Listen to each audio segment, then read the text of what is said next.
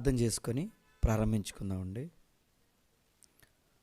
క్రీస్తునందు మమ్మల్ని మిక్కిలిగా ప్రేమించిన మా ప్రియ పరలోకపు తండ్రి, మీ ఉన్నతమైన మీ ఘనమైన నామానికి వందనాలు, స్తోత్రాలు. ఇదిగోనయ్యా, మాలో ప్రాణం ఉందంటే మీ పని మేము చేయవలసి ఉంది కనుకనే నాయన, జీవగ్రంథంలో వ్రాయబడినట్లు నాయన మా జీవితాలు ఉండాలి కనుకనే మేము ఇంకా ప్రాణాలతో ఉన్నాము. అందును బట్టి మీ కృతజ్ఞతాస్తుతులు చెల్లిస్తున్నాము. ఇదిగో నాయన, మీ మాటలు మేము ధ్యానిస్తుండగా చెప్పబోతున్న నాకు సమయోచితమైన జ్ఞానాన్ని దయచేయండి. వింటున్న వారు కూడా శ్రద్ధగా వినగలిగే చెవులను వారికి దయచేస్తారని నమ్ముతూ యేసు పరిశుద్ధ నామములో ఈ ప్రార్థన మీకు సమర్పిస్తున్నాను తండ్రి, ఆమేన్. ప్రేమైన దేవుని వర్లారా,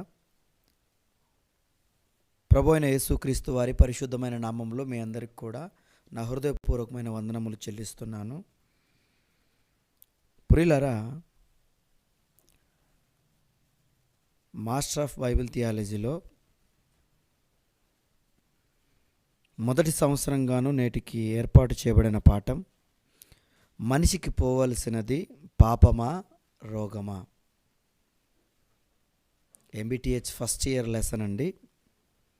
మనిషికి పోవలసినది పాపమా రోగమా. ప్రియులారా,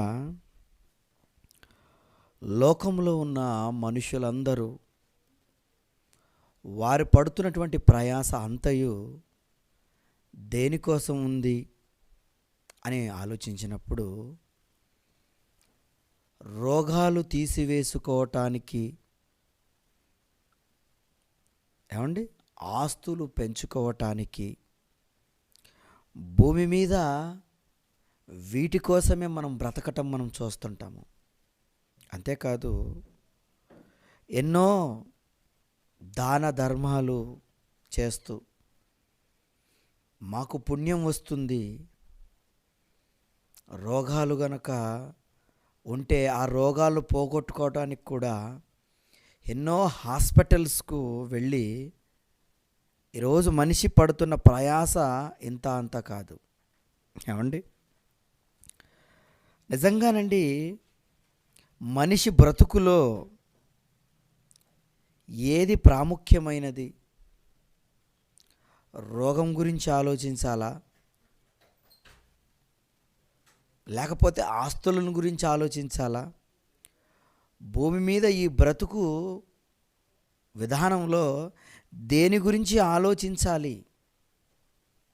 ఏమండి, ఈరోజు మనిషిగా నువ్వు పోగొట్టుకోవలసింది రోగం కాదు, మరి ప్రాముఖ్యమైనది పాపమని ఈ పాఠం ద్వారా మీరు తెలుసుకోబోతున్నారు.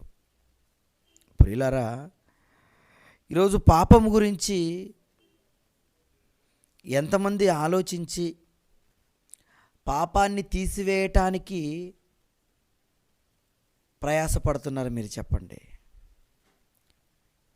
భూమి మీద పుట్టినటువంటి మనుషులందరూ కూడా రోగాలను గురించి ఆలోచించి రోగాలను పోగొట్టుకోవాలని, ఏమండి, ఎంతోమంది డాక్టర్లు ఈరోజు దానికి సంబంధించి ఒక చదువు, ఇదిగో MBBS అంటారు, ఇంకా పెద్ద చదువులు ఉన్నాయి. ఎంతోమంది వైద్యులు అవుతున్నారు.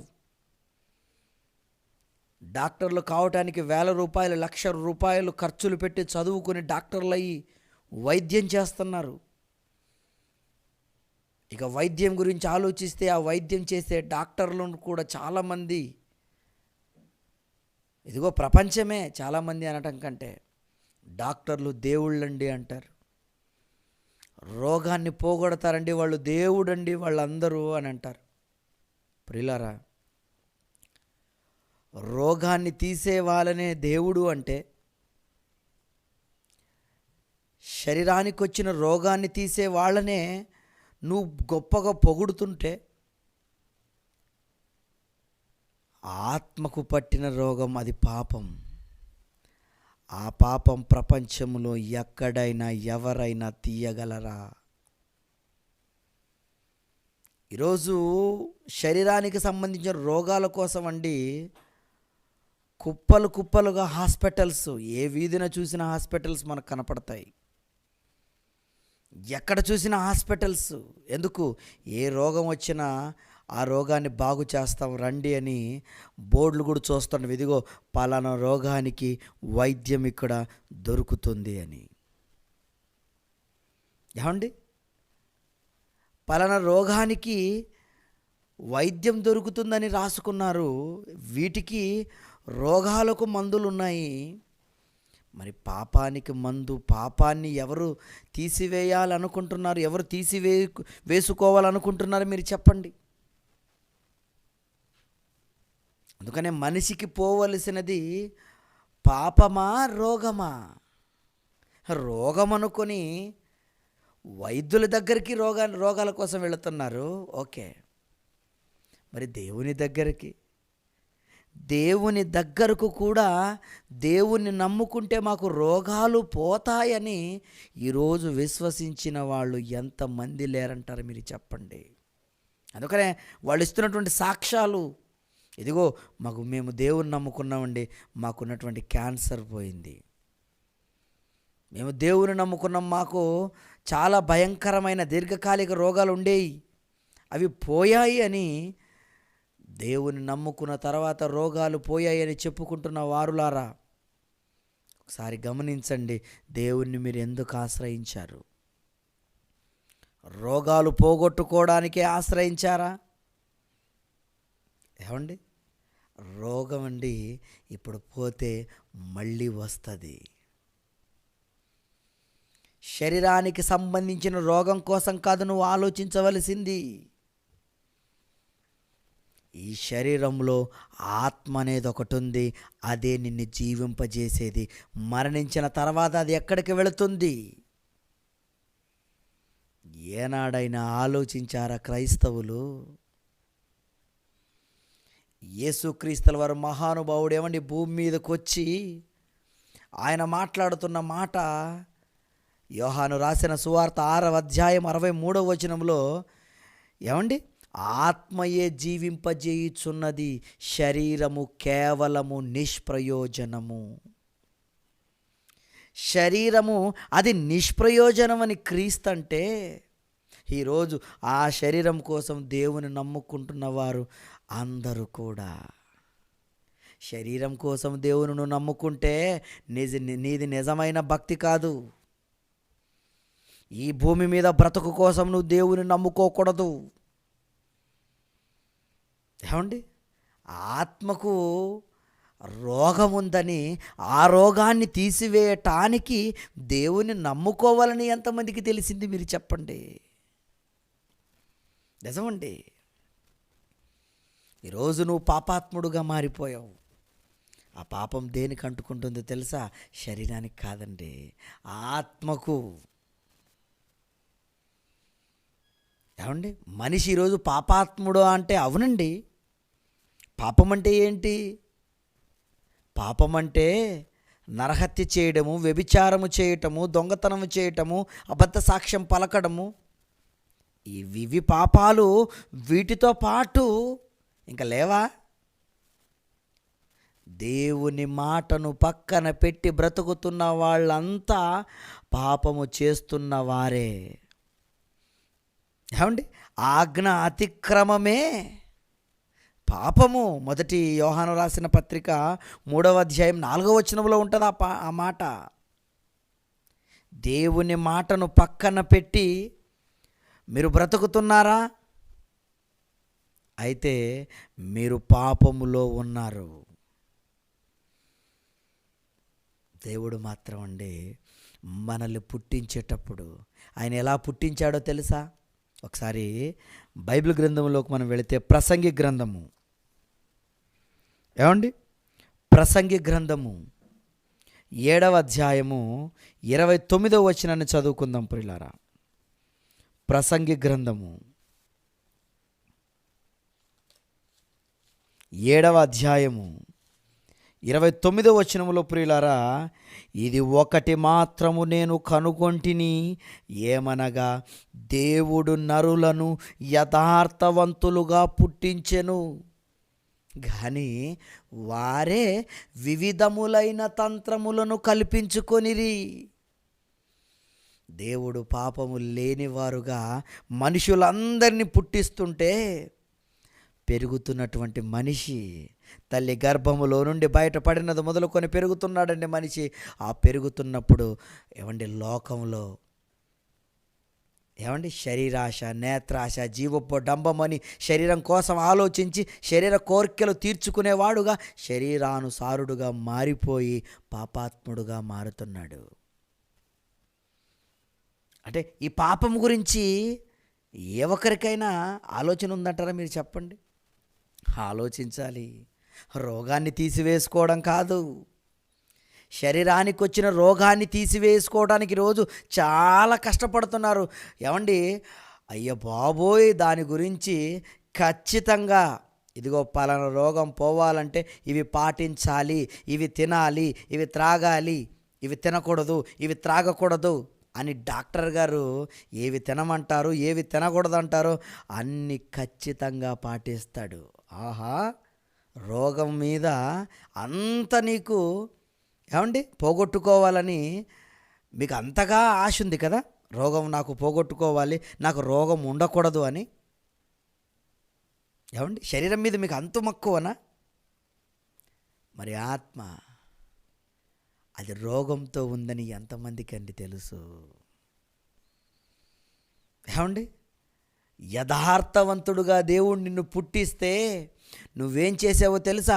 దేవుని మాటను పక్కన పెట్టి ఆయన మార్గమును గురించిన ఆలోచన లేకుండా నీకు అన్నం పెట్టేదెవరు, నీళ్ళు ఇచ్చింది ఎవరు, ఈ భూమి మీద ఈ పంచభూతాలను పెట్టిందెవరు, ఈరోజు నువ్వు అనుభవిస్తున్న ప్రకృతిలో ప్రతి ఒక్కటి చేసిందెవరో అన్న ఆలోచన లేక దేవుణ్ణి మరచి బ్రతుకుతున్న నువ్వు పాపాత్ముడు కాదంటారా చెప్పండి? శరీరానికి ఏ కోరిక వచ్చినా ఈరోజు తీర్చుకునేవాడుగా మనిషి లేడా? ఉన్నాడండి. అందుకనే మనిషి పాపాత్ముడు, దేవుని దగ్గరకు రాలేకపోతున్నాడు. కనుక ఇలాంటి పాపాత్ములుగా ఉన్న వాళ్లకు భూమి మీద మనుషులందరికీ ప్రియులారా, ఎందుకంటే ఏ భేదము లేదు, అందరూ పాపము చేసి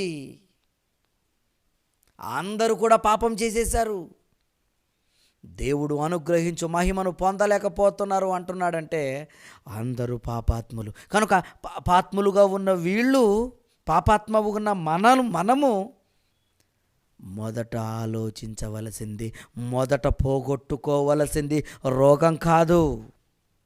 శరీరానికి రోగం వచ్చింది, అది వచ్చినా చస్తావు, రాకపోయినా చస్తావు. మరి పాపంతో నువ్వు గనక చచ్చావనుకో, పాపం పోగొట్టకుండా చచ్చావనుకో, నిత్యాగ్ని దండన. పాపాత్ములకు పాలు లేదండి. పాపము చేసిన వారు ఇదిగో కటిక చీకటి గల బిలములోనికి వెళ్ళిపోవాల్సిందే. దేవుని ఆజ్ఞను మీరినందుకు నిత్య నరకం ప్రియులారా. అందుకనే పాపాన్ని పోగొట్టుకోవాలి. ఈ పాపము 2 రకాలు ఉందని ఒకసారి చూద్దాం మనం. యోహాను రాసిన మొదటి పత్రిక 5వ అధ్యాయము, యోహాను రాసిన మొదటి పత్రిక 5వ అధ్యాయము 16-17 వచనాలు చూద్దాం ప్రియులారా. ఏమంటున్నాడు చూడండి అక్కడ. 16వ వచనం నుంచి, తన సహోదరుడు మరణకరము కాని పాపము చేయగా. ఎలాంటి పాపం ఉందట? మరణకరము కాని పాపము చేయగా ఎవడైనను చూచిన ఎడల అతడు వేడుకొనును, అతనిని బట్టి ఆ దేవుడు మరణకరము కాని పాపము చేసిన వారికి జీవము దయచేయును. ఇదిగో మరణకరము కాని పాపము. నువ్వు మనుష్యుల ఎడల, ఇది మనుషుల పట్ల జరిగించేది మరణకరము కాని పాపము. ఇది మనుషుల పట్ల చేసేది. నీ ఎవరి పట్ల తెలియక ఏదైనా మాట్లాడినప్పుడు, లేదా ఏదైనా పాపం చేసినప్పుడు, నీ సహోదరుని నువ్వు ద్వేషించినప్పుడు నువ్వు వెళ్ళి సమాధానపడి, ఇదిగో నన్ను క్షమించు అని నువ్వు కోరగలిగితే, అతడు కనుక నిన్ను క్షమిస్తే ఆ పాపం నీ మీద నుంచి వెళ్ళిపోతుంది. ఏమండి, ఇది మరణకరము కాని పాపము. దీనివల్ల నీకు మరణం రాదు, క్షమ ఉంది దానికి. అలాగే ఇంకొకటి ఏమంటున్నాడు చూడండి, మళ్ళీ ఇంకోటి ఏమంటున్నాడు, మరణకరమైన పాపము కలదు, అట్టి దాన్ని గూర్చి వేడుకొనవలనని చెప్పుటలేదు. రెండు ఉంటాయట చూడండి. ఏమండి, మరణకరమైన పాపము, ఏమండి మరణకరమైన పాపము, మరణకరము కాని పాపం. అంటే పాపం వల్ల మరణము వస్తుంది, అలాగే ఇంకో పాపం వల్ల క్షమ నీకు దొరుకుతుంది. మనుష్యుల పట్ల నువ్వు చేసే పాపానికి క్షమ ఉంటుంది, కానీ మరణకరమైన పాపము, దానికి క్షమ లేదు. దానికోసం అందుకని అంటున్నాడు, అట్టి దాన్ని గూర్చి వేడుకొనవలనని నేను చెప్పుటలేదు. అది గనక చేశావో క్షమ లేదు. ఏంటయ్యా పాపం? మరణకరమైన పాపం అది ఏది? మరణకరమైన పాపం ఏది అని మనం ఒకసారి ఆలోచిస్తే, మత్తయి రాసిన సువార్త 12వ అధ్యాయము 31, 32 వచనాలు ప్రియులారా. ఏమండి, మత్తయి రాసిన సువార్త 12వ అధ్యాయము 31, 32 వచనాలలో, కాబట్టి నేను మీతో చెప్పున్నదేమనగా, మనుష్యులు చేయు ప్రతి పాపమును దూషణయు వారికి క్షమింపబడును గాని. ఇదిగో మీరు దూషిస్తారా? మనుషులు చేసే పాపాలు, మనుషుల పట్ల మీరు జరిగించే పాపాలు ఏ ఉన్నాయో మీరు తిట్టుతున్నారా, పాపాలు చేస్తున్నారా, వీటన్నిటికీ ఏముందట? క్షమింపబడతాయి. నువ్వెళ్ళి ఒప్పుకున్నావు, నేరాన్ని ఒప్పుకొని, అయ్యా మమ్మల్ని క్షమించండి, ఇక నుంచి మేము చేయము, ఓకే మిమ్మల్ని క్షమిస్తున్నాము, వెళ్ళిపోండి, ఇక నుంచి ఏ పాపము చేయవద్దు. అంతే కదండి. యేసుక్రీస్తుల వారు ఏమంటే పాపం చేయబడిన వాళ్ళు, ఒక స్త్రీ మనం చూస్తాం, అతని దగ్గరికి తీసుకుని వచ్చినప్పుడు యేసుక్రీస్తుల వారు క్షమించే విధానం మనం చూస్తుంటాం. అంటే మనుషుల పట్ల జరిగించే పాపాలకు ఏముంది? క్షమ ఉంది. అదే చెప్తున్నాడు మనతో, క్షమింపబడును కానీ ఆత్మ విషయమైన దూషణకు క్షమాపణ లేదు. ఆత్మ విషయమైన దూషణట అంటే వాక్య విరుద్ధమైన కార్యాలు గనక మనము చేశామో, బైబిల్లో వ్రాయబడినది కాక అందులోకి ఇంకొకటి కలిపి లేదా తీసివేసి నువ్వేదైనా చెప్పిన ఎడల, ఏమండి నువ్వు చేస్తున్నటువంటి పాపానికి క్షమాపణ లేదటండి. ఎంత జాగ్రత్త కలిగి దేవుని మాటలు వినాలి ఒక్కసారి ఆలోచించండి.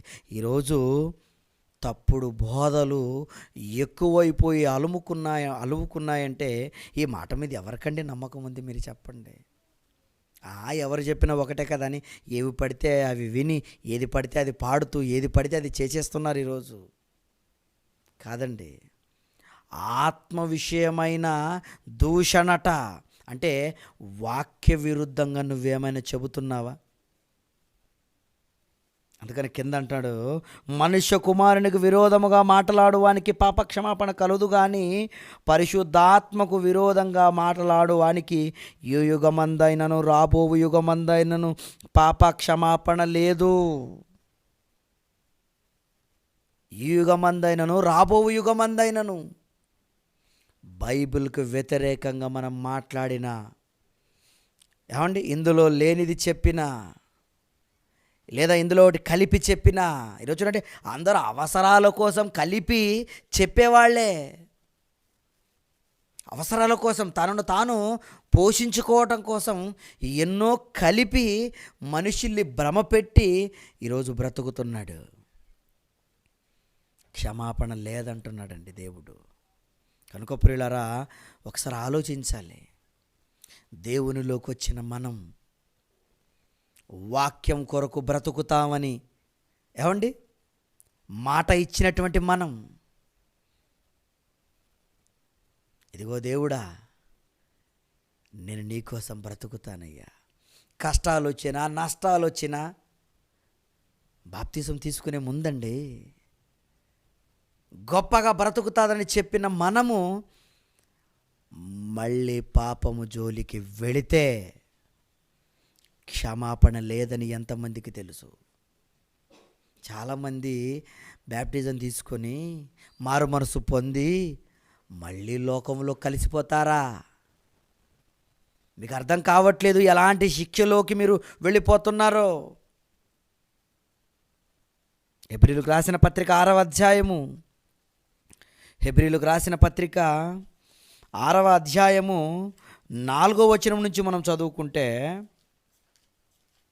ఏమండి హెబ్రీయులకు రాసిన పత్రిక 6వ అధ్యాయము 4వ వచనము, ఒకసారి వెలిగింపబడి పరలోక సంబంధమైన వరమును రుచి చూచి.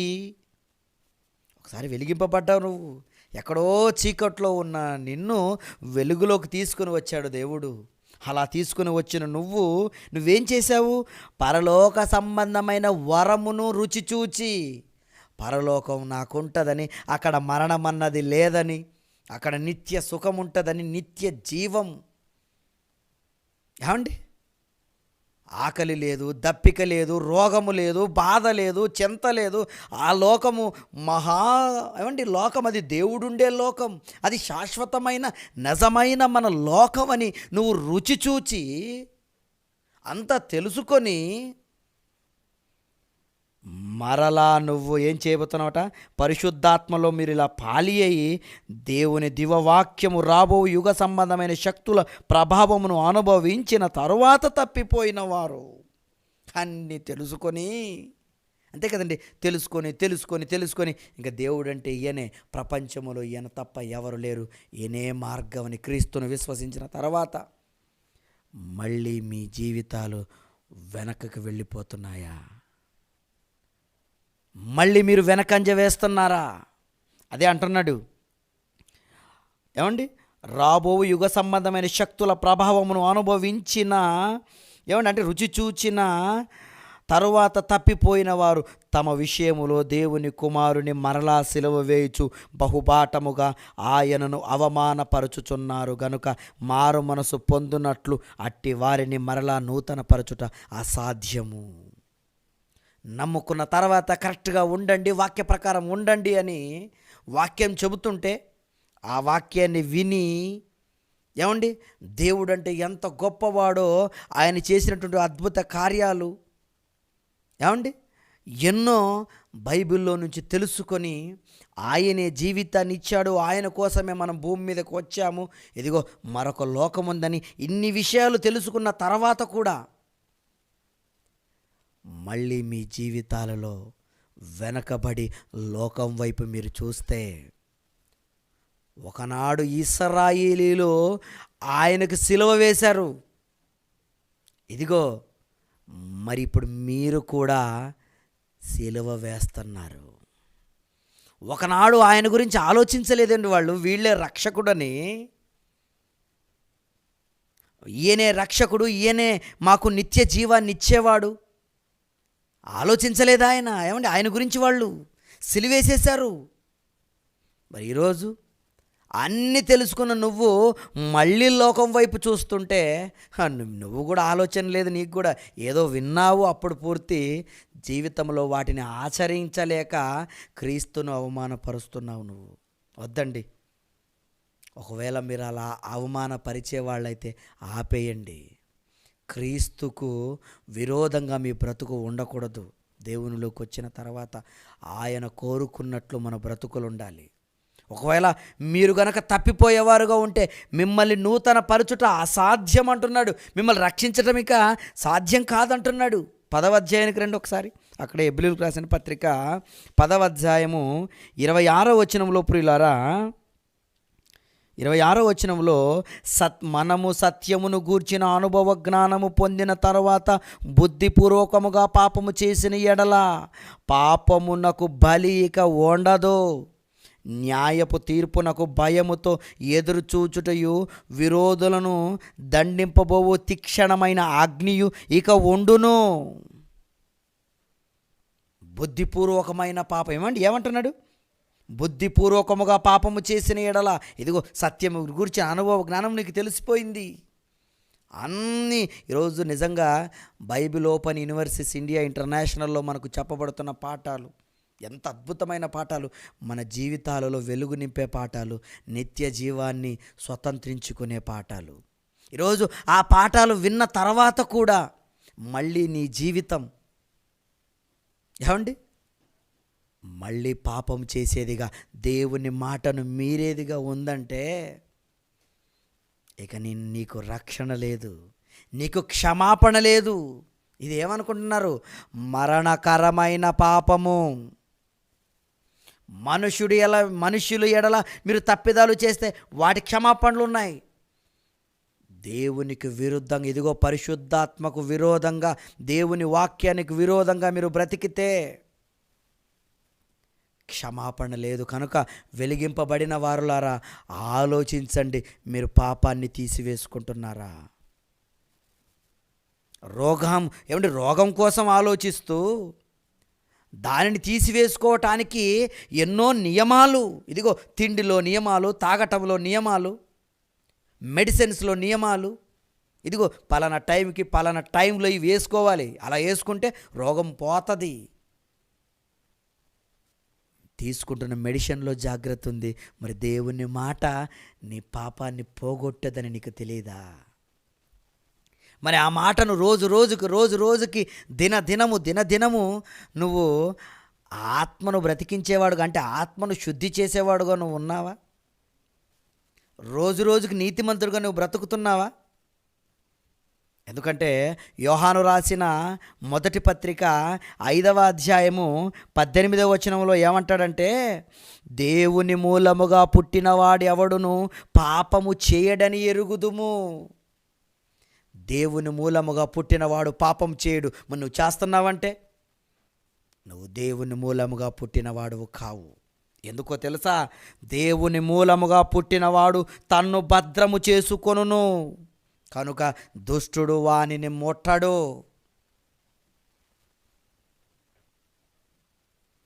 దేవుని మూలంగా పుట్టిన వానికి ఎలా భద్రం చేసుకోవాలో, పాపం చేయకుండా నేను ఎలా ఉండాలో తెలిసిపోతుందటండి.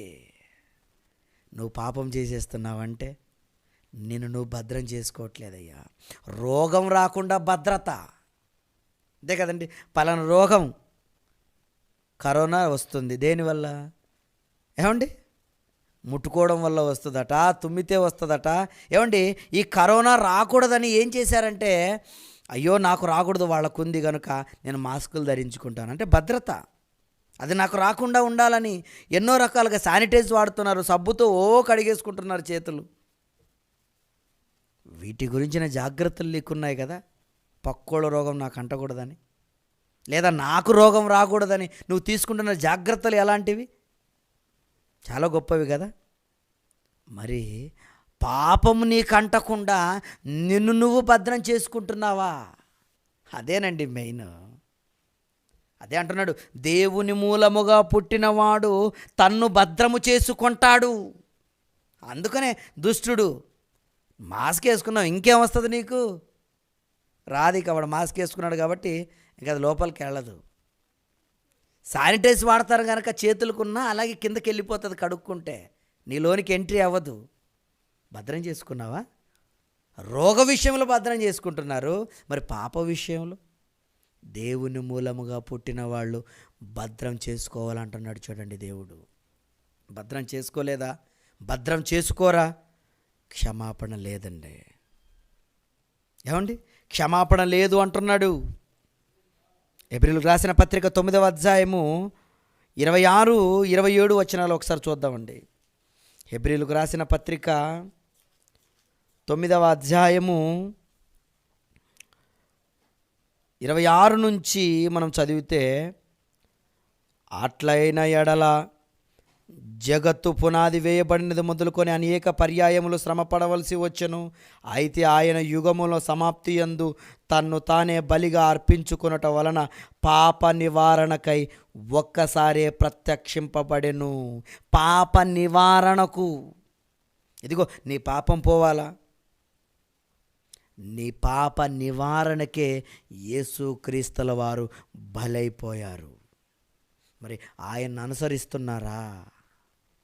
పాపాన్ని పోగొట్టుకోవాలని చింత లేదండి, రోగాన్ని తీసివేసుకోవాలని చింత ఉంది ఈరోజు మనుషులకి.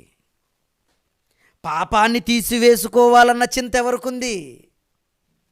రోగం వస్తే ఆ డాక్టర్ దగ్గరికి వెళ్ళాలి, ఇక్కడ బాగలేకపోతే ఇంకో దగ్గరికి వెళ్ళాలి, అక్కడ కాకపోతే ఇంకో దగ్గరికి వెళ్ళాలని ఆలోచన కలిగి ఉన్న నువ్వు పాప నివారణక ఏం చేస్తున్నావు? ఇదిగో నీ పాపాలు తీసివేయటానికి బలైపోయాడు ఆయన. కనుక నువ్వు తీసివేసుకోవలసింది పాపము. ఏమండి, ఈ పాపం అనే వ్యాధి మనుషులందరిలోకి వచ్చేసింది. ఇది శరీరానికి సంబంధించింది కాదు, ఇది ఆత్మకు సంబంధించింది. ఇది ఆత్మరోగం. ఈ ఆత్మరోగాన్ని మొట్టమొదటిగా తీసివేసుకోవాలి.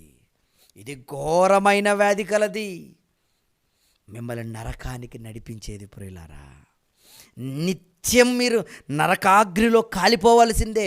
అలాంటి భయంకరమైన పరిస్థితుల్లో నుండి మీరు బయటపడాలంటే ఆత్మకు పట్టిన రోగం గురించి మీరు ఆలోచించాలి, శరీరానికి పట్టిన రోగం గురించి కాదు. ఏమండి, అందుకనే ఏమండి, వాక్యం చదువుతున్నా లేక వింటున్నా మనకుండవలసిన ప్రాథమిక లక్షణం ఏంటో తెలుసా? ఆత్మ గురించిన ఏమండి ఆలోచన మనకు ఉండాలి. అందుకని ఏమంటున్నాడు ఒకసారి యాకోబు రాసిన పత్రిక, ఏమండి, 1వ అధ్యాయము 21వ వచనం నుంచి చదువుకుందాం ప్రియులారా. యాకోబు రాసిన పత్రిక 1వ అధ్యాయము 21వ వచనము. అందుచేత సమస్త కల్మషమును విర్రవీగుచున్న దుష్టత్వమును మాని. నువ్వేం చేయాలో తెలుసా? నీకుండవలసిన ప్రధాన లక్ష్యం ఏంటో తెలుసా? లక్షణం ఏంటో తెలుసా? వింటున్నారు కదా? మీకు ఉండవలసిన ప్రధాన లక్షణం సమస్త కల్మషమును విర్రవీగుచున్న దుష్టత్వమును మాని లోపల నాటబడి మీ ఆత్మలను రక్షించుటకు శక్తిగల వాక్యమును సాత్వికముతో అంగీకరించండి. ఈ వాక్యం మీలో నాటబడాలి, ఈ వాక్యం మీలో ఎదగాలి. ఆ వాక్యమే మిమ్మల్ని పాపముల నుండి తీసివేసేది. ఎంతోమంది భక్తులు కూడా అన్నారు కదండి, ఇదిగో దేవా, నేను పాపము చేయకుండాన్నట్లు నీ వాక్యము నా హృదయంలో ఉంచుకున్నాను. పాపము చేయకుండా ఉండాలంటే హృదయంలో వాక్యం ఉండాలి. మరి ఆ వాక్యం హృదయంలో ఉండాలంటే సమస్త కల్మషమును తీసేయాలి, దుష్టత్వమును మానాలి. అది అర్థం కాలేదు చాలామందికి. ఏమండి, ఇది అర్థమైందంటారా? ఒక రైతు పంటలు పండించటానికి ముందు ఏమండి వెళతాడు, పొలాన్ని చూస్తాడు. ఎలా పడితే అలా ఉందనుకోండి అతని పొలం. పిచ్చి మొక్కలు ఉన్నాయి, ముండ్ల చెట్లు ఉన్నాయి, ఏమండి మొత్తము పనికిరాని కలుపే ఉంది. ఇప్పుడు అందులోకి వెళ్ళి విత్తనాలు వేస్తాడా? విత్తనాలు వేస్తే నాటుతాయంటారా? మీరు చెప్పండి. ఇప్పుడు ఆ విత్తనాలు ఫలాన్ని ఇవ్వాలంటే, ఆ విత్తనాలు నాటబడాలంటే రైతు చేసే పని ఒక్కసారి ఆలోచించండి ప్రియులారా. అందులో ఉన్నవన్నీ ఏరిపారేస్తాడు. పెద్ద పెద్ద చెట్లు, కొన్ని చెట్లు అయితే నరుకుతుంటారు మళ్ళీ వస్తుంటాయి, నరుకుతుంటారు మళ్ళీ వస్తుంటాయండి. ఏమండి, మన పొలాల్లోకి వెళ్తూ ఉంటే ఒక గడ్డి లాంటిది ఎన్నిసార్లు తీయండి మళ్ళీ వచ్చేస్తూ ఉంటుంది గడ్డి. కనుక దాన్ని ఏం చేస్తారంటే వేళ్లతో సహా పెకిలించేస్తారు. పెద్ద పెద్ద ట్రాక్టర్లు పెట్టి, ఏమంటే జేసీబీలు పెట్టి పెద్ద పెద్ద చెట్లను అన్నిటిని తొలగించి నేలంతా చదును చేసి బాగా మెత్తగా చేసి, ఏమండి అప్పుడు వర్షం కోసం ఎదురు చూసి వర్షం వస్తే గనక ఏం చేస్తాడో తెలుసా? నేలనంతా చదును చేసిన తర్వాత విత్తనాలు వేస్తే అప్పుడు ఆ విత్తనాలు చక్కగా మొలకెత్తుతాయి. ఇది మీకు అర్థమైతే వాక్యము కూడా మీ ఆత్మలను రక్షించేదది. అందుకని అంటున్నాడు లోపల నాటబడేదది. మరి ఇప్పుడు వాక్యం అనేది నీ లోపల నాటబడాలి అంటే నువ్వేం చేయాలి? సమస్త కల్మషం ఉంది శరీరంలో. చూపులో కల్మషము, వినికిడిలో కల్మషము, మాటల్లో కల్మషము, నడవడిలో కల్మషము, చేతల్లో కల్మషము. ఎవరండి దేవుడికి ఇష్టం వచ్చినట్లు శరీరాన్ని నడుపుతున్నారు మీరు చెప్పండి? అన్ని దేహానికి సంబంధించిన కోరికలే కాదంటారా? ఏమండి? నిండుకొని పోయాయండి శరీరంలో. మనిషి దేహంలో ఈ దేహానికి సంబంధించిన కోరికలు నిండుకొని పోయాయి. చూసిన పాపమే, మాట్లాడిన పాపమే, వినిన పాపమే, నడిచిన పాపమే, చేసిన పాపమే. ఈరోజు చూసుకుంటున్నావా? అవన్నీ మానేయమంటున్నాడు. అవన్నీ నిన్ను తీసేయి, డిలీట్ చేసేయి. ఆ చెత్త అంతా ఉంది, ఆ వైరస్ అంతా నిండుకొని ఉంది నీలో. అదంతా ఎరేజ్, తుడిచిపెట్టేయి. అవన్నీ పీకేసేయి. పొలంలో ఎలాగైతే రైతు క్లీన్ చేసేస్తాడో నువ్వన్నీ తీసివేసి దేవుని వాక్యాన్ని గనక నువ్వు అప్పుడు ఏమండి హృదయంలో పెట్టుకుంటే నీ ఆత్మను రక్షించటానికి అది శక్తి కలిగినది. నీకు ఎలాంటి ఏమండి ఆలోచన రానివ్వండి, మీలో గనక వాక్యం ఉంటే అంటే అంతే కదండి. వాక్యం ఏం చేస్తుంది లోపల? హెబ్రీయులకు రాసిన పత్రికలో చూడండి ఒకసారి, ఏమండి 4వ అధ్యాయం 12వ వచనము. ఎందుకనగా దేవుని వాక్యము సజీవమై బలము గలదై రెండంచులు గల ఎటువంటి ఖడ్గము కంటెను వాడిగా ఉండి ప్రాణాత్మలను, కీళ్లను, మూలుగులను విభజించునంత మట్టుకు దూరుచు హృదయము యొక్క తలంపులలోను ఆలోచనను శోధించుచున్నది. వాక్యం గనక నీలో ఉంటే నువ్వు పాపము చేయవు, నిన్ను నువ్వు భద్రం చేసుకుంటావు. ఈరోజు నువ్వు భద్రం చేసుకుంటున్నావా? దేవుని మూలముగా పుట్టినవాడైతే భద్రం చేసుకుంటాడు. నువ్వు కాదు గనక పిచ్చి పిచ్చి వేషాలు వేస్తున్నావు. ఇక్కడ వింటున్నావు, బయటికి వెళ్ళి ఇడిచిపెట్టేస్తున్నావు అంతే. అంతే కదండి. ఎన్నిసార్లు ఎంతోమంది బోధకుల ద్వారా మీరు వింటుంటారు చెప్పండి. అయినా మీరు ఒక అబద్ధాన్ని కంట్రోల్ చేయగలుగుతున్నారా? అయినా మీ చూపును కంట్రోల్ చేయగలుగుతున్నారా? ఏమండి, మీ చెవులను మీరు కంట్రోల్ చేయగలుగుతున్నారా? మీ దేహాన్ని మీరు దేవుని కోసం త్రిప్పగలుగుతున్నారా? ఎంతమంది చెప్పాలి మీరు చెప్పండి? ఎంతమంది బోధకుల ద్వారా వింటున్నా ఈరోజు చాలామందిలో చలనం లేదండి, మార్పు అనేది ఉండదండి. ఏదో పైకి భక్తులు లేండి, అంతే కదండి. అందరూ కూడా పైకి ఎలాంటి వాళ్ళంటే భక్తులు. కానీ మీ భక్తి ఏమండి, మీ భక్తి పరలోకానికి మిమ్మల్ని చేరుస్తుందా? చేర్చాలి. అలా నువ్వు పరలోకానికి వెళ్ళాలంటే నీలో వాక్యం ఉండాలి. పాపం అనేది నీలో ఉండకూడదు. అలాంటి పాపాన్ని తీసివేసేదే వాక్యం. వాక్యం హృదయంలో నాటబడాలట ప్రియులారా. సమస్తాన్ని కాయమండి, సమస్త కల్మషమును తీసేయమంటున్నాడు. దుష్టత్వాన్ని నువ్వు మానే అంటున్నాడు. అలా మానినప్పుడే నీ హృదయంలో ఏముంటుంది తెలుసా? వాక్యం ఉంటుంది. చాలామంది క్రైస్తవులు ఏమైపోయారంటే వాక్యాన్ని హృదయంలో పెట్టుకోవట్లేదండి. హృదయంలో పెట్టుకొని పాపము చేయకుండా దేవుని కొరకు ఉన్నతంగా బ్రతకటం లేదు. వాక్యాన్ని ఏం చేశారంటే ఎవరికి ఇష్టం వచ్చినట్లు వాళ్ళు పండగల కోసం వినియోగించుకుంటున్నారు, వేడుకలకు వినియోగించుకుంటున్నారు. ఇదిగో బర్త్డేలకు ప్రార్థన పెట్టుకోండి, వాక్యాన్ని వినిపిద్దాం, ఇదిగో వాక్యాన్ని విందాం. బర్త్డేలప్పుడు, పండుగలప్పుడు ఏంటి వేడుకల కోసం దేవుని ఉపయోగించుకుంటున్నారా? ఆత్మరోగం గురించి ఆలోచించారా? రోగం గురించి ఏడుస్తావు కదా, రోగం వస్తే నాకెప్పుడు బాగవుతుంది రోగం అని. ఆత్మకు పట్టిన రోగం గురించి ఏనాడైనా ఏడ్చావా? ఎందుకంటే ప్రియులారా, ఆత్మయే జీవింపజేసేది కనుక దానికోసం మనం ఆలోచించాలి. ఈ వాక్యాన్ని మనం స్వీకరించాలి. ఎలా స్వీకరించాలో తెలుసా ఈ వాక్యాన్ని? ఏమంటే చూద్దాం, ఈ వాక్యాన్ని ఎలా స్వీకరించమంటున్నాడో. పేతురు రాసినటువంటి మొదటి పత్రిక, పేతురు రాసినటువంటి మొదటి పత్రిక 2వ అధ్యాయము 3వ వచనంలో, 2వ అధ్యాయం 3వ వచనంలో ఏమంటున్నాడు?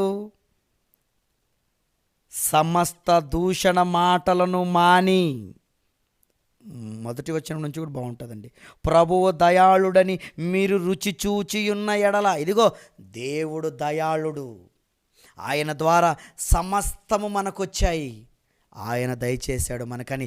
ఇవన్నీ రుచి చూసిన తర్వాత, ఇవన్నీ తెలుసుకున్న తర్వాత నువ్వేం చేయాలో తెలుసా? రుచి చూచి ఎడల సమస్తమైన దుష్టత్వమును మాని, సమస్తమైన కపటమును, వేషధారణను, అసూయను, సమస్త దూషణ మాటలను మాని, ఇవన్నీ మానేసిన తర్వాత నువ్వు ఎలాగుండాలో తెలుసా?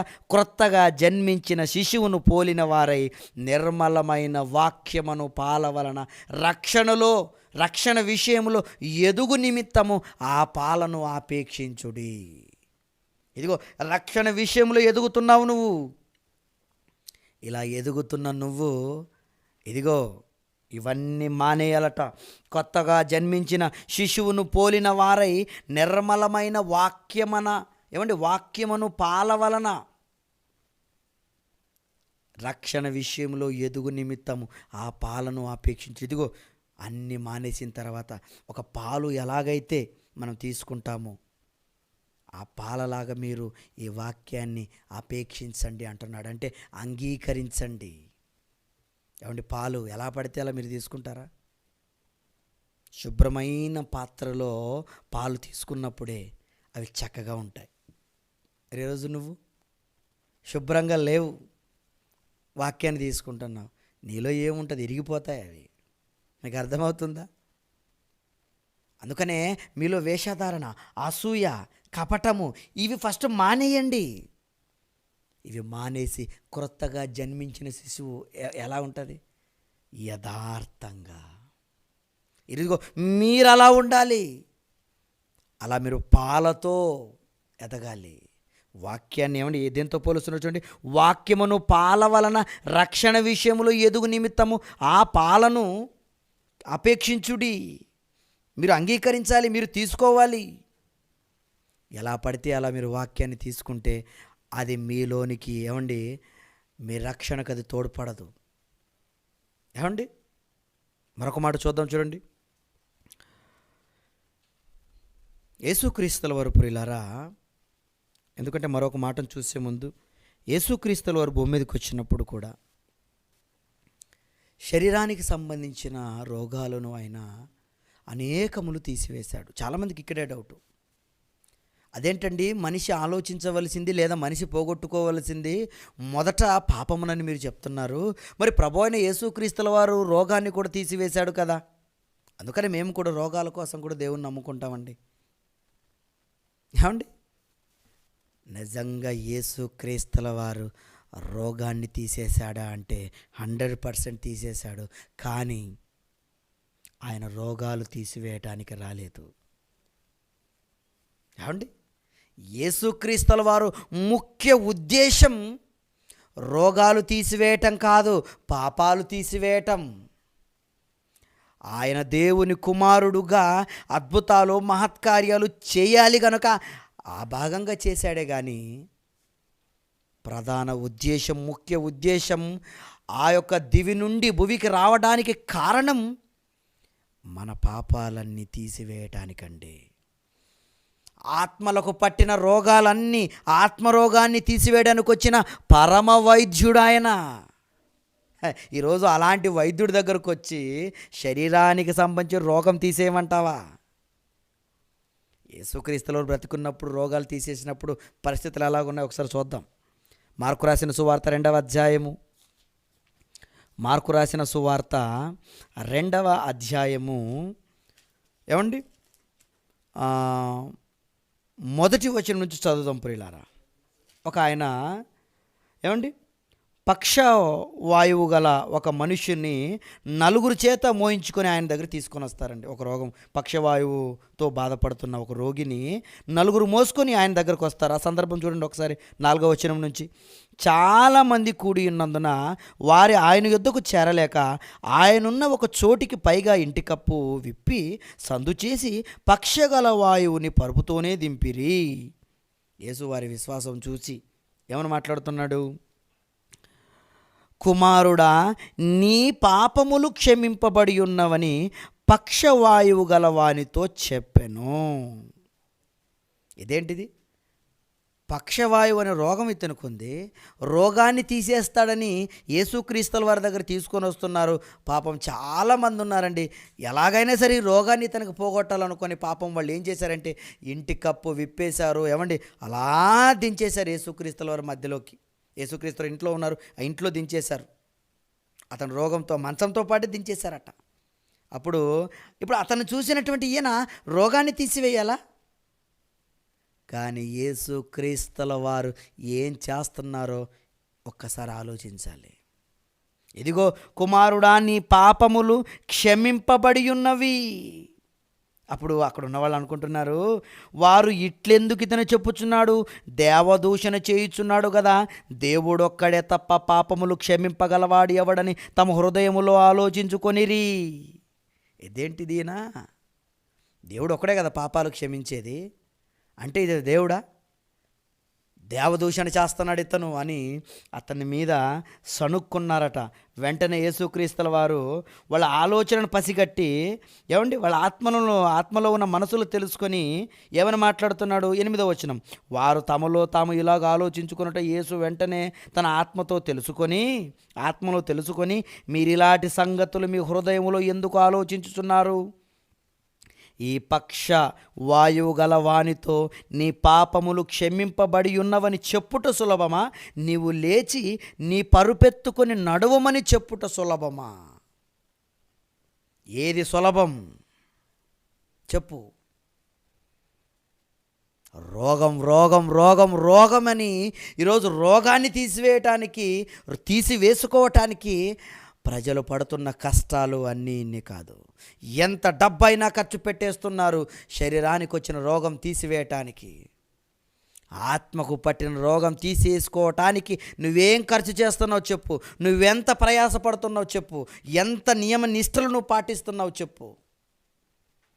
ఒకనాడు యేసుక్రీస్తుల వారు వచ్చిన ముఖ్య ఉద్దేశం పాపములు తీసివేయటానికే. అందుకనే ఏది సులభం? పరుపెత్తుకొని నడువు చాలా సులభం. అది ఎవరైనా చేస్తారు. డాక్టర్ దగ్గరికి వెళ్ళినా చేసేస్తాడు. అది తీయటానికి కాదు నేను వచ్చింది. భూమి మీద పాపములు ఎవ్వరు తీయలేరు. దేవునికి అధికారం ఉంటే తర్వాత నాకు ఇవ్వబడింది అధికారం. అదే అంటున్నాడు అక్కడ. ఏమండి 10వ వచనంలో, అయితే పాపములు క్షమించుటకు భూమి మీద మనుష్య కుమారునికి అధికారం కలదని మీరు తెలుసుకోవాలి. దేవుడికి ఒక్కడికే ఉంది, ఆయనకే ఉంది పాపాలు తీసివేయటం. తర్వాత దేవుడు నాకిచ్చాడు. అందుకనే పరమ వైద్యుడు ఆయన. ఆత్మకు పట్టిన రోగాలను తీసివేసేవాడు ఆయన. అందుకనే ఈ మాట చెప్పిన వెంటనే ప్రియులారా వాళ్ళందరూ ఏంటిది అని అతనిని సణుక్కున్నారు, అతని మీద పగపట్టుకున్నారు, దేవదూషణ చేస్తున్నారని. కానీ ఆత్మకు పట్టిన రోగం పోతుంది కదా అని ఎవరు కూడా ఆలోచించలేదండి. సులభం శరీరానికి వచ్చిన రోగం తీసివేయటం, కానీ అది కాదు కదా. శరీరం కేవలం నిష్ప్రయోజనం కదా. అందుకనే యేసుక్రీస్తుల వారు ప్రియులారా లోకానికి వచ్చింది ఎందుకయ్యా అంటే శరీర రోగాలు తీర్చడానికి కాదు. తిమోతికి రాసిన మొదటి పత్రిక 1వ అధ్యాయం 15వ వచనంలో, ఇదిగో పాపులను రక్షించుటకు యేసుక్రీస్తు భూలోకమునకు వచ్చాడు. పాపులను రక్షించుటకు ఏమండి దేవుడు ఏం చేశాడు? యేసుక్రీస్తుల వారు భూమి మీదకి వచ్చాడు. శరీరానికి ఉన్న రోగాలు తీసివేయటానికి కాదు, పాపములు రక్షించుటకు క్రీస్తు యేసు లోకమునకు వచ్చనను వాక్యము నమ్మదగినది, పూర్ణాంగీకారమునకు యోగ్యమై ఉన్నది అన్నాడు. కనుక ఆయన వచ్చింది పాపములు తీసివేయటానికే. అందుకనే ఆయన స్వస్థత చేసిన విధానం మనం చూస్తున్నప్పుడు ఎలా చేశాడో తెలుసా ఆయన స్వస్థత? రోగాలు తీసివేసేటప్పుడు అండి ఆయన, ఒకసారి చూద్దాం ప్రియులరా, ఆయన ఎలా తీసేశాడో రోగాలు. మార్కు రాసిన సువార్త మొదటి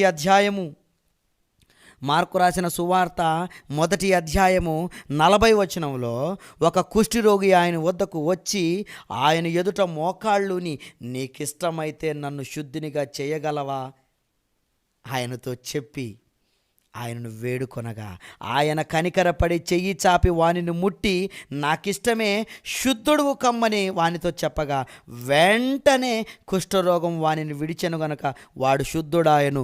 అప్పుడు ఆయన ఎవరితో ఏమీ చెప్పక సుమి. ఏమండి, దేహం నిండా కుష్ఠరోగం, ఊరి వెలుపల ఉంచారు అతన్ని. కుష్ఠరోగంలో వచ్చిన వాళ్ళు పాలెం వెలుపల కదండి ఉంచేది.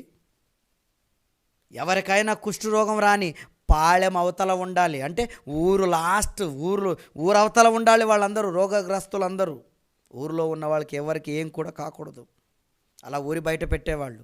ఇప్పుడు అలాంటి ఆయన వచ్చి, అయ్యా నీకు ఇష్టమేనా నన్ను శుద్ధుడిగా చెయ్యి, నాకిష్టమే నువ్వు శుద్ధుడు కమ్ము అంతే అన్నాడా? మళ్ళీ ఉండు నేను ప్రార్థన చేస్తానన్నాడా?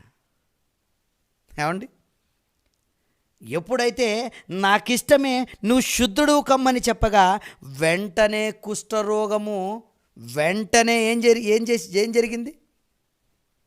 స్వస్థత జరిగింది. దిగ్గునవాడు లేచాడట. ఏం చేశాడండి వాడు? అప్పుడు ఆయనకి ఏం చెప్తున్నాడంటే, ఎవరితోనూ ఏమి చెప్పక సుమి, నీవు వెళ్ళి వారికి సాక్షార్థమై నీ దేహమును యాజకునికి కరపరుచుకొని నీవు శుద్ధుడవైనందున మోషే నియమించిన కానుకను వెంటనే వానికి నియమించిన కానుకలను సమర్పించమని వానికి ఖండితముగా ఆజ్ఞాపించను. ఇదిగో నీ దేహాన్ని కనపరుచుకో. దేహాన్ని ఎందుకు కనపరుచుకోవాలి? బయట పెట్టారు కదా నిన్ను, ఇప్పుడు ఈ దేహాన్ని చూపిస్తే నేను లోపలికి తీసుకుంటారు అంతేగాని నువ్వు వెళ్ళి నాకు బాగైంది చెప్పు అని కాదండి. ఏమండి, ఇంకా కొన్ని సందర్భాలు మనం చూద్దాం. 12వ అధ్యాయం మత్తయి రాసిన సువార్త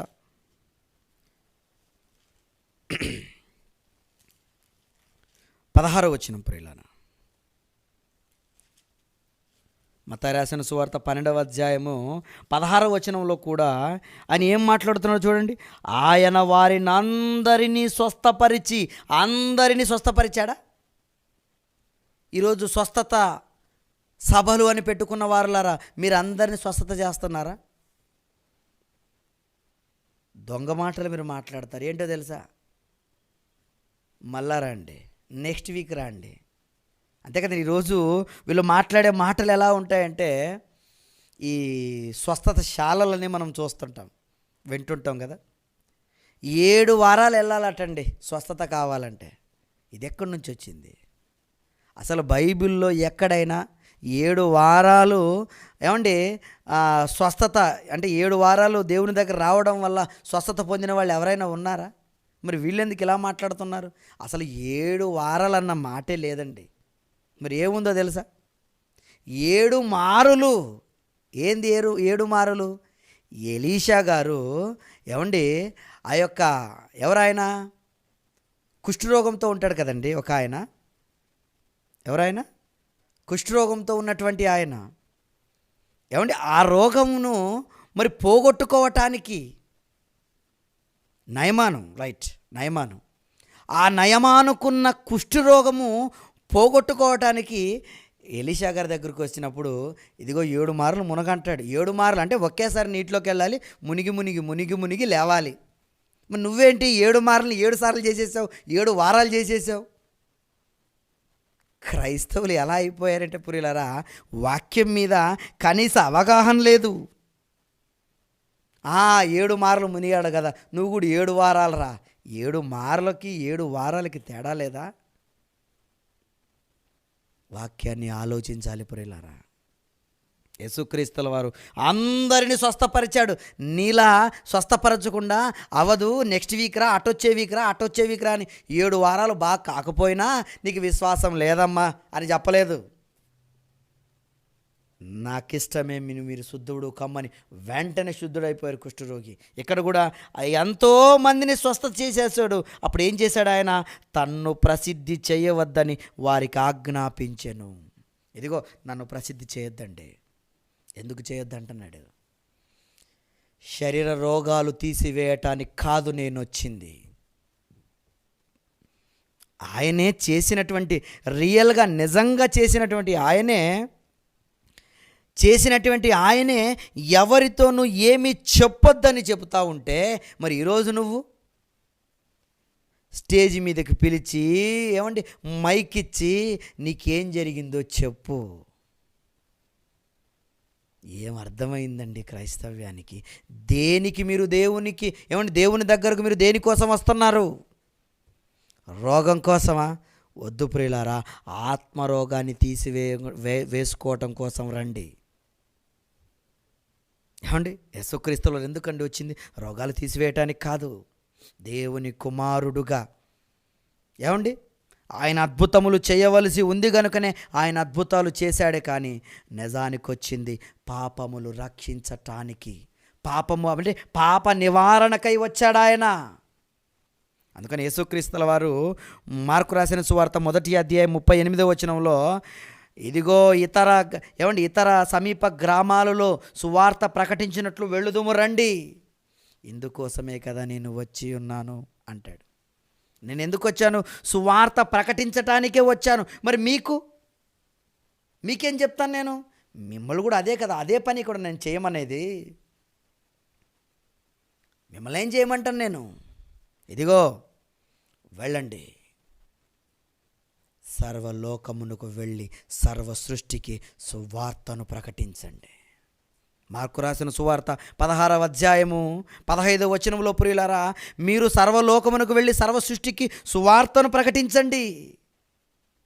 సువార్తను ప్రకటించడానికే పంపాడే తప్పితే రోగాలు తీసివేయమని పంపలేదు.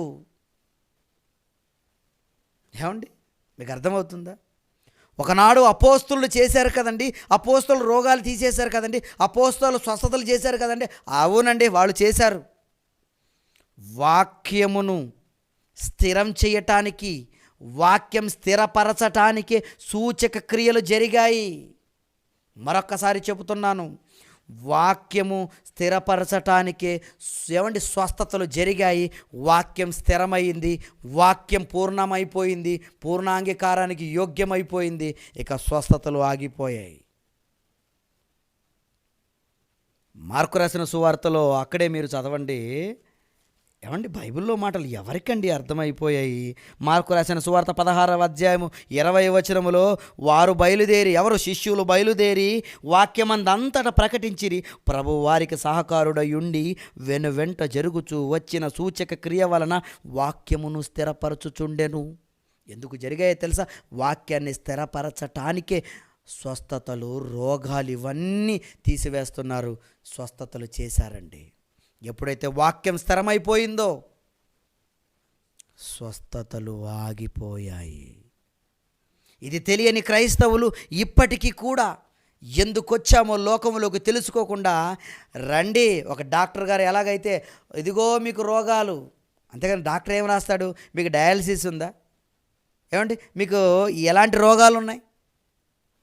ఇదిగో పలానా రోగమునకు వైద్యము దొరుకును, వైద్యము చేయబడును అని ఎలాగైతే వాళ్ళు వైద్యులు, శరీరానికి సంబంధించిన డాక్టర్లు బోర్డులు పెట్టుకుంటారో, ఈరోజు నువ్వు కూడా మీకు రోగాలా, క్యాన్సరా, బీపీ, షుగరా, రండి. అదేంటయ్యా? నువ్వు ఆత్మరోగాన్ని తీసేవాడివే కావాలే కానీ శరీర రోగాన్ని అసలు క్రైస్తవులకు కాదండి అది. ఏమండి, ముందుగా మనిషి పోగొట్టుకోవలసింది, మనిషికి పోవలసింది పాపము. ప్రియులారా, నువ్వు ఒకవేళ రోగంతో చచ్చావా పర్లేదు, నీకు గనక పాపము లేకపోతే, రోగంతో చచ్చిపోయాడు లాజరు, నిత్య జీవాన్ని స్వతంత్రించుకున్నాడండి. పరదేశికి వెళ్ళిపోయాడు, నెమ్మది పొందుచున్నాడు అక్కడ. ధనవంతుడు రోగమే లేదు శరీరానికి, చచ్చిపోయాడు, పాపరోగంతో ఉన్నాడు. ఏమైంది? నిత్యాగ్ని దండన. కనుక ప్రియులారా, మనుషులు పోగొట్టుకోవలసినది పాపమా రోగమా అంటే పాపమే, రోగం కాదు. పాపాన్ని పోగొట్టుకో. దేవునిలో పనిలో భాగంగా ఇదిగో మంచి ఆరోగ్యాన్ని ఉంచుకో. మొదట పాపం. శరీరం అది కేవలం నిష్ప్రయోజనమైనది కదా, దేవుని పని కోసమే దాన్ని ఇచ్చాడు. దేవుని పనిలో భాగంగా నువ్వు ఆరోగ్యంగా ఉండాలి. దేవునిలో పనిలో భాగంగా నీకు ఆరోగ్యం బాగుండాలి కనుక నువ్వు మెడిసిన్ తీసుకో. కానీ మొట్టమొదటిగా నీవు ఆలోచించవలసింది, నువ్వు ప్రయాసపడవలసింది, నువ్వు బాధపడవలసింది, నువ్వు నేర్చుకోవలసింది ఆత్మరోగాన్ని తీసివేయడం కోసం. నువ్వు ఆత్మరోగాన్ని తీసేసుకోవాలి.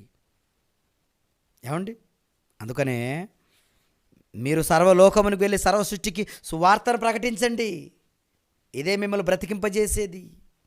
మీరు రోగాలు తీసేయమని చెప్పలేదు, సువార్తను ప్రకటించని చెప్పాడు. పేతురు రాసినటువంటి మొదటి పత్రిక, ముగించుకుందాం పురిలారా కొన్ని మాటలు చూసుకొని. పేతురు రాసినటువంటి మొదటి పత్రిక 2వ అధ్యాయం 9వ వచనం అండి. ఏమండి? అయితే మీరు చీకటిలో నుండి ఆశ్చర్యకరమైన తన వెలుగులోనికి మిమ్మల్ని పిలిచిన వాని గుణాతిశయములను ప్రచురము చేయు నిమిత్తము ఏర్పరచబడిన వంశమును, రాజులైన యాజక సమూహమును, పరిశుద్ధ జనమును, దేవుని సొత్తైన ప్రజలై ఉన్నారు. ఏమంటున్నాడు చూడండి ఆయన. ఇదిగో మీరు చీకటిలోనే దేవుడు మిమ్మల్ని పిలిచాడు. ఎందుకు పిలిచాడో తెలుసా? తన వెలుగులోనికి మిమ్మల్ని పిలిచిన వాని గుణాతిశయములను మీరు ప్రచురం చెయ్యాలి. ఇదిగో దేవుని గురించి మీరు చెప్పాలి. యేసుక్రీస్తు మార్గంలో మీరు నడవాలి. ఎవరండి నడుస్తున్నారు? ఈరోజు మనకున్న భారం, క్రైస్తవులుగా ఉండేటువంటి పని ఏంటో తెలుసా? అదే సువార్త పని. రోగాలు తీసేసే పని నీది కాదయ్యా. చాలామంది ఉన్నారు. మీరు తీసివేయవలసింది ఆత్మకు పట్టిన రోగాలు తీసేయాలి. మీరు ఎవరు ఆత్మ గురించి ఆలోచిస్తున్నారు? అందుకనే పౌలు గారు మాట్లాడతారు. కొరింథీయులకు రాసిన మొదటి పత్రిక 9వ అధ్యాయము 16వ వచనంలో, కొరింథీయులకు రాసినటువంటి మొదటి పత్రిక 9వ అధ్యాయము 16వ వచనంలో ఆయన మాట్లాడుతూ ఏమని మాట్లాడుతున్నాడు చూడండి ఒకసారి. నేను సువార్తను ప్రకటించుచున్నాను, నాకు అతిశయ కారణం లేదు. సువార్తను ప్రకటింపవలసిన భారము నా మీద మోపబడి ఉన్నది. అయ్యో, నేను సువార్తను ప్రకటింపపోయిన ఎడల నాకు శ్రమ. ఈ సువార్తను ప్రకటించాలి, అదే భారం, అదే పని నాకు ఇవ్వబడింది. దాన్ని గనక ప్రకటించలేదో నేను చచ్చిపోతాను. చాలా బీభత్సమైన రోగంతో నేను ఉంటాను. ఇక ఆత్మ వెళ్ళిపోతుంది. రోగం వచ్చినప్పుడు ఆ రోగానికి వైద్యం చేయించలేకపోతే రోజు రోజుకి శరీరం సహకరించక క్షీణించిపోతుందో, ఆత్మరోగం కూడా ఏం చేస్తా తెలుసా? నిన్ను నిత్యాగ్ని దండన కాలాలి, ఏడవాలి, దుఃఖము, బాధ, కన్నీళ్ళండి. అలాంటి భయంకరమైన పరిస్థితుల్లో నుండి ఇదిగో మీరు బయటపడి కొంతమందినైనా మీరు బయటకు తెచ్చేయాలి. ఆత్మరోగులుగా ఉన్న మీరు ఆ రోగాన్ని తీసివేసుకొని, ఆత్మరోగులుగా చాలామంది ఉన్నారు, వాళ్ళందరికీ మీరు వైద్యం అందించాలండి. ఆ వైద్యమే వాక్యం. ఆయన మాటే మెడిసిన్. ఆయన మాటను చెప్పి మీరు ఆత్మరోగాన్ని తీసివేస్తుంటే దేవుడు ఆనందపడతాడండి. కనుక మీరు సువార్త అనే భారాన్ని మీ మీద మోసుకొని ఆత్మను రక్షించే పనిలో మీరు ఉన్నారా? మీ ఆత్మని మీరు రక్షించుకొని ఆత్మల రక్షణార్థమై మీరు ప్రయాసపడుతున్నారా? ఎందుకంటే ప్రయాసపడాలి. 1 యోహాను రాసిన పత్రిక 1వ అధ్యాయము 7, 8, 9 వచనాలండి. చివరిగా యోహాను రాసిన మొదటి పత్రిక 1వ అధ్యాయం 7, 8 వచనాల నుంచి, అయితే ఆయన వెలుగులో ఉన్న ప్రకారము మనమును వెలుగులో నడిచిన ఎడల. ఇదిగో వెలుగులో ఉన్నాడు ఆయన. ఆయనలో వెలుగుంది. ఆ వెలుగులోనికి మనం ఎంట్రీ అయ్యాము. అలా ఎంట్రీ అయిన మనం ఆయన వెలుగులో ఉన్న ప్రకారం మనము కూడా వెలుగులో ఉండాలి. అప్పుడే మనము అన్యోన్య సహవాసము గలవారమై యుందుము. అప్పుడు ఏమవుతుందట, ఆయన కుమారుడైన యేసు రక్తము ప్రతి పాపముల నుండి మనలను పవిత్రులుగా చేయును. దేవుడు చెప్పిన ప్రకారంగా, దేవుడు వెలుగులో ఉన్న ప్రకారము మనము కూడా ఆ దేవుని వెలుగులో నడిస్తే అప్పుడు ఆయనతో బంధం కలిసిన వారుగా మనం ఉంటాము. అప్పుడు యేసుక్రీస్తుల వారి రక్తము నీ పాపముల నుండి నిన్ను పవిత్రునిగా చేస్తుంది. ఈరోజు మీరు పవిత్రులు అవుతున్నారా? ఆయన వాక్యం విని ఆయన మాట కొరకు మీరు బ్రతుకుతూ ఏమండి అలా ఉంటే, నియమ నిబంధనలు ఆయన ఆజ్ఞలు మీరు పాటిస్తూ ఉంటే, యేసుక్రీస్తుల వారు చెప్పిన మాట ప్రకారంగా మన బ్రతుకు ఉంటే పాపాలన్నీ మెల్లిగా వెళ్ళిపోతూ ఉంటాయి, అన్నీ కడగబడతా ఉంటాయండి. ఎలాగైతే రోగం వచ్చినప్పుడు మెడిసిన్ తీసుకుంటున్నప్పుడు ఏమంటే దినదినము రోగాలు తగ్గిపోతుంటాయి. ఎందుకు? మెడిసిన్ తీసుకుంటున్నాం. వాక్య ప్రకారంగా మీరు బ్రతికితే యేసుక్రీస్తు రక్తం మీ పాపముల నుండి మిమ్మల్ని పవిత్రులుగా చేస్తుంది. కనుక ప్రియులారా, రోగాన్ని తీసివేయటానికి కాదు మనం ప్రయాసపడవలసింది. మొదట పాపాన్ని తీసివేయటానికే మనం ప్రయాసపడాలి. కారణం, రోగం ఉన్న దేవుని పనిలో ఉంటే పరలోకం వెళతాము. రోగం లేదు కానీ పాపం ఉంది, చస్తే ఎక్కడికి వెళతావు? నరకానికి వెళతావు. కనుక రోగాన్ని నువ్వు ఉంచుకొనైనా సరే పాపాన్ని తీసివేసుకో. మొదట పాపాన్ని తీసివేసుకో. కనుక ప్రియులారా, మనిషికి పోవలసింది పాపమా రోగమా అంటే ఖచ్చితంగా మనిషికి పోవలసింది పాపమే. ఆ పాపాన్ని తీసివేసుకుంటే నిత్య జీవాన్ని నువ్వు స్వతంత్రించుకోగలవు. ఓకేనండి, ప్రార్థన చేసుకొని ముగించుకుందాం. మమ్మల్ని ఎంతగానో ప్రేమించినటువంటి మా ప్రియ పరలోకపు తండ్రి, మీ ఉన్నతమైన మీ ఘనమైన నామానికి వందనాలు, స్తోత్రాలు. ఇదిగోనయ్యా, ఈరోజు మనుష్యులుగా ప్రపంచంలో ఉన్న వాటి అంతటి కోసం ఆలోచిస్తున్నాడు, కానీ ముఖ్యమైనది మా ఆత్మ గురించి మేము ఆలోచించాలి. ఆత్మ అది ఎవరు శుద్ధి చేయని రోగంతో ఉంది. అది దాన్ని శుద్ధి చేయటానికే మీరు మీ కుమారుని పంపించారయ్యా. పాప నివారణకైనా వచ్చాడు. మరి ఆయనని మేము మెడిసిన్గా తీసుకుంటున్నామా? ఆయన చెప్పినట్లు మా బ్రతుకు విధానాలలో పాపమండకుండా ఆత్మను మేము రక్షించుకోగలుగుతున్నామా? మీ మాటలు విన్నారు నాయన. విన్న మాటలు వినటం మట్టుకు కాకుండా వారి ఆత్మలు, వాటికి పట్టిన రోగం వాళ్ళు తీసేసుకున్న ఆయన ఆ నిత్య జీవాన్ని స్వతంత్రించుకోవటానికి కావలసిన సహాయము దయచేయండి.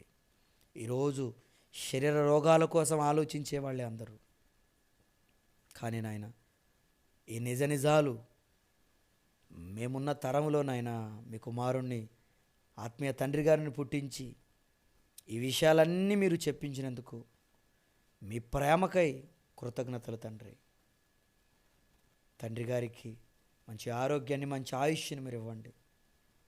అలాగే కర్ణాటక ప్రాంతంలో నాయన ఈ యొక్క సువార్తను వెదజల్లటానికి మమ్మల్ని పురికొల్పి ఈ యొక్క ఈ పనిని విస్తరింపచేయటానికి నాయన మాకు పని కల్పించినటువంటి, పనిలో ఇలా ఉండాలి అలా ఉండాలని మాకు విద్యా బోధలు నేర్పినటువంటి రామో అన్నయ్యని బట్టి, అన్న కుటుంబాన్ని బట్టి మీకు కృతజ్ఞతలు తండ్రి. అన్నగారికి ఇచ్చిన పనిని బట్టి మీకు వందనాలు. మీ తోడు, మీ సహాయం ఎల్లప్పుడూ కుటుంబానికి దయచేస్తారని నమ్ముతూ ఈ పాట వింటున్న విద్యార్థులందరినీ జ్ఞాపకం చేసుకుని ఇంకా అనేక రకములుగా వాళ్ళు నాయన ఆత్మ విషయములు ధ్యానిస్తూ ఆత్మను రక్షించుకోవటానికి కావలసిన సహాయమును దయచేస్తారని నమ్ముతూ యేసు పరిశుద్ధ నామములో ఈ ప్రార్థన మీకు సమర్పిస్తున్నాను తండ్రి. ఆమెన్. ఓకేనండి, అందరికీ వందనాలండి.